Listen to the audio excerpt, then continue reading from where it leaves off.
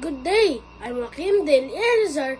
For today's video, I'll show you how to subtract similar fraction and mixed numbers. What are similar fractions? Similar fraction is also known as like fraction, means they have the same denominator. For example, 4/8 and 2/8, there are similar fractions because they both have the same denominator, 8.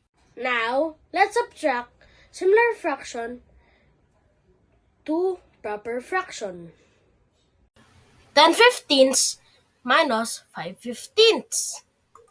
First, we need to subtract the numerator. 10 minus 5 equals 5.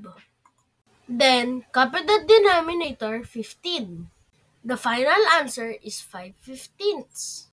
Let's try another one. 5/34 minus 2/34. 5 minus 2. The answer is 3. Then copy the denominator, 34. The answer is 3/34. Let's try. You're correct. 4/29. You're correct again. 2/24. Correct! It's 1/54. Now, let's subtract similar fractions to mixed numbers. We have here 7 and 8/47 minus 2 and 2/47.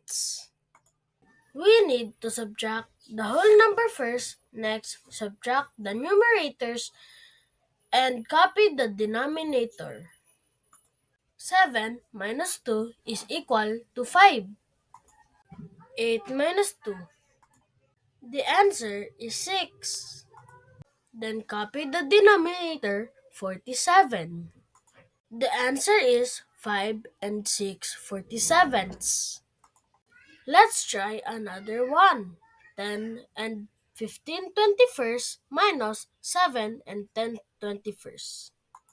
Let's subtract the whole number 10 minus the whole number 7 equals 3. The numerator, 15 minus 10. It's 5.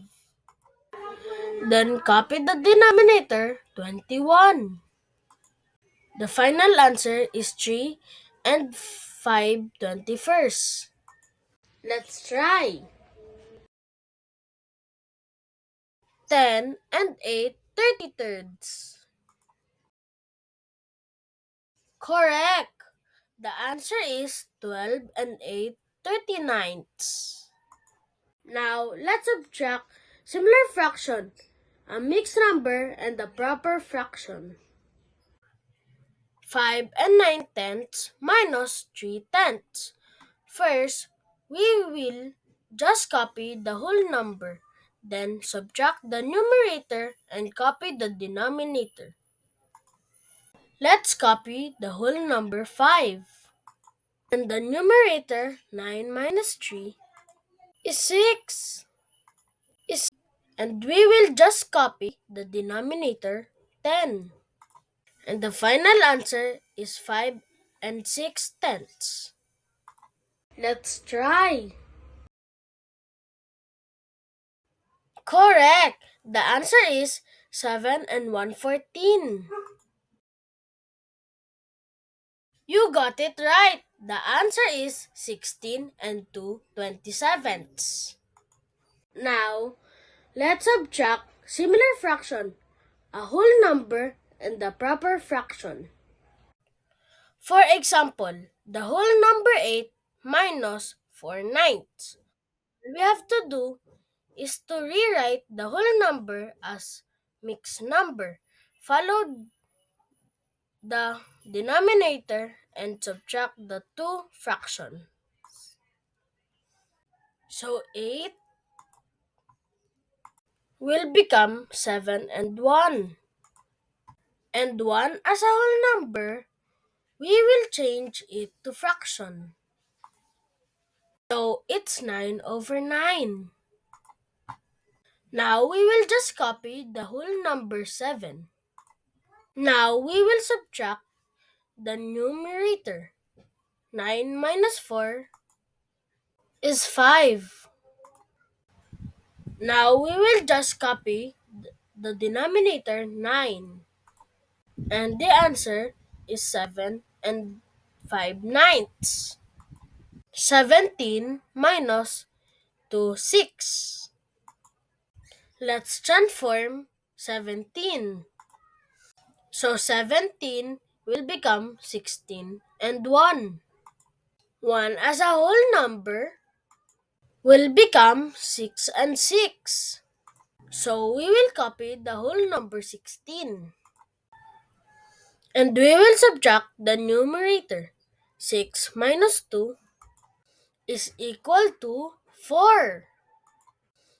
And we will copy the denominator 6. The answer is 16 and 4 sixths. Let's try. Correct. The answer is 18 and 2 ninths. Very good. The answer is 6 and 7 eighths. Now, let's subtract similar fraction, whole number and mixed number. We will rewrite the whole number as mixed number, following the denominator. Then subtract the two whole numbers and subtract the two fractions. 8 will become 7 and 8 eighths. Now, we will subtract the whole numbers. 7 minus 2, 5. 5. And we will subtract the numerator. 8 minus 1, 7. And we will just copy the denominator 8. The final answer is 5 and 7 eighths. Another one.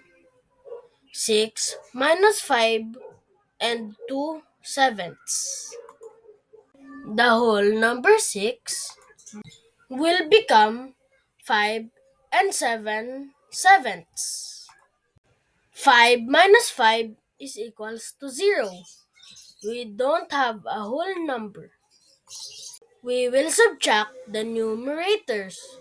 7 minus 2. The answer is 5. And we will copy the denominator 7. The final answer is 5 sevenths. We've learned a lot about subtracting of similar fraction and mixed number. I hope you have fun. Thank you for listening. Again, this is Joaquim Dale Elizar from Grade 4 Equity.